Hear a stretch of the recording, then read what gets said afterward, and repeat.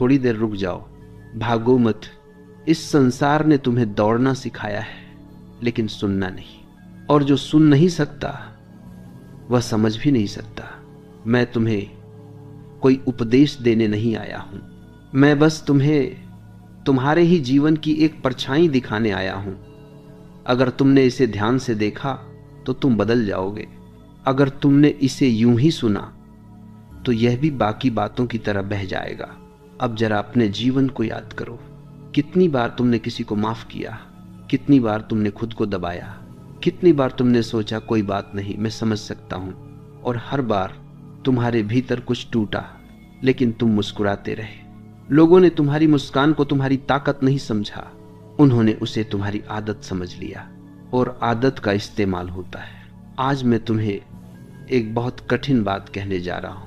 कठिन इसलिए नहीं कि वह झूठ है, कठिन इसलिए कि वह सच है। हेलो दोस्तों, क्या हाल चाल है आप सभी लोगों की। उम्मीद करता हूँ कि आप सब लोग अच्छे होंगे। तो आज हम फिर आ गए एक न्यू वीडियो के साथ। तो वीडियो अगर अच्छी लगे तो चैनल को सब्सक्राइब कर लेना और वीडियो को लाइक कर लेना। दयालु मत बनो। अगर तुम्हारी दयालुता तुम्हें कमजोर बना रही है, धीरे धीरे समझो, जल्दी मत करो। दयालुता अपने आप में बुरी नहीं है, लेकिन जो दयालुता डर से आती है, जो दयालुता स्वीकृति की भूख से आती है, जो दयालुता इस चिंता से आती है कि लोग क्या कहेंगे, वह दयालुता नहीं, आत्महिंसा है। तुम्हें बचपन से सिखाया गया अच्छा बनो, लेकिन यह नहीं सिखाया गया कि पूरा बनो। अच्छा बनने की कोशिश में तुमने अपने गुस्से को दबा दिया, अपने ना को मार दिया, और धीरे धीरे अपने अस्तित्व को भी।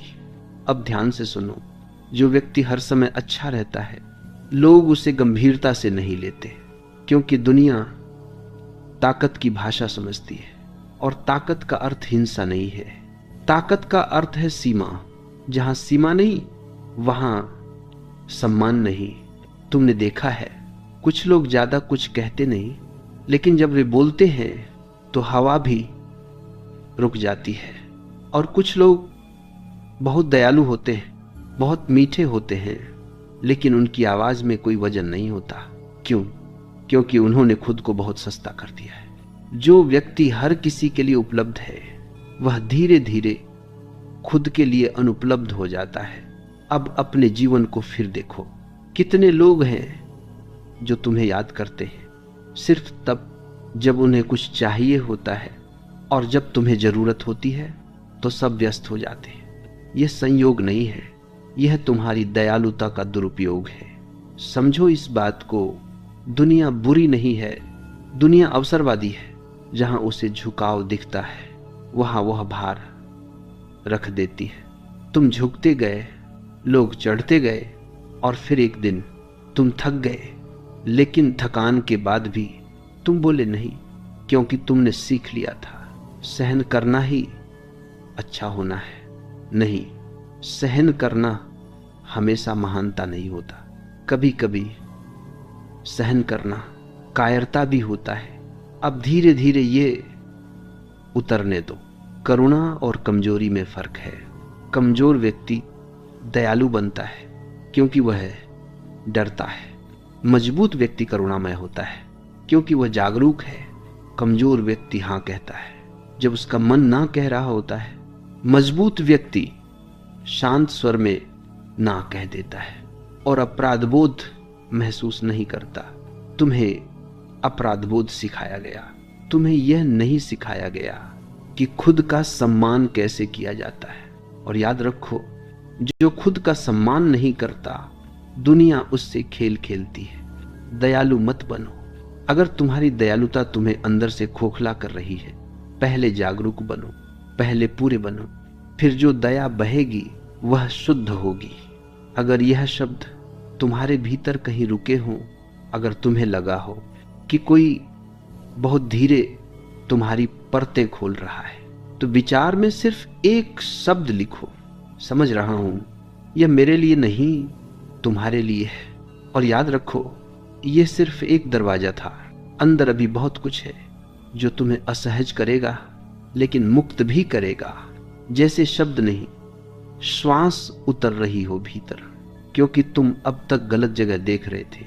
तुम सोचते रहे कि समस्या लोगों में है, कि लोग स्वार्थी हैं, कि लोग कृतज्ञ हैं, कि लोग सिर्फ फायदा उठाना जानते हैं। धीरे धीरे यह समझो, लोग वैसे ही हैं जैसे उन्हें होने दिया जाता है। तुम्हारी पीड़ा की जड़ दूसरों के व्यवहार में नहीं है, तुम्हारी पीड़ा की जड़ तुम्हारी अनुमति में है। रुको, इस वाक्य को जल्दी मत समझो। जब भी कोई तुम्हारी सीमाओं को पार करता है, वह अकेला दोषी नहीं होता। कहीं न कहीं तुमने मौन स्वीकृति दी होती है। तुम चुप रहे, तुम मुस्कुराए, तुमने कहा कोई बात नहीं, और वही कोई बात नहीं तुम्हारे जीवन की सबसे बड़ी बात बन गया। दुनिया संकेतों से चलती है। तुम जो सहते हो वही सिखाते हो। अगर तुम अपमान सहते हो तो लोग अपमान करना सीख जाते हैं। अगर तुम बोझ उठाते हो तो लोग बोझ डालना सीख जाते हैं। और फिर एक दिन तुम चिल्लाते हो, भीतर ही भीतर, सब मुझे ही क्यों इस्तेमाल करते हैं? क्योंकि तुमने खुद को इस्तेमाल के लिए प्रस्तुत किया। यह कठोर लग सकता है, लेकिन यह सच है। तुम्हें लगता है कि दयालु होना तुम्हारी सुंदरता है। नहीं, दयालु होना तुम्हारी मजबूरी बन गया है। सुंदरता तब होती है जब तुम चाहो तो दे सको और चाहो तो रोक सको। मजबूरी वहां होती है जहां तुम देना तो नहीं चाहते, लेकिन फिर भी देते हो। अब अपने भीतर झांको। कितनी बार तुमने हां कहा जब भीतर से हर कोशिका न चिल्ला रही थी, और हर बार तुम थोड़ा और कमजोर हो गए। कमजोरी बाहर नहीं दिखती, वो भीतर जमा होती है, धीरे, बहुत धीरे। और एक दिन तुम्हें खुद से ही चिढ़ होने लगती है। तुम आईने से नजरें चुराने लगते हो, क्योंकि आत्मा जानती है तुम झूठ जी रहे हो। सुनो, जो व्यक्ति खुद से झूठ बोलता है, दुनिया उसे सच में नहीं लेती। सम्मान बाहर से नहीं आता, सम्मान भीतर से उठता है।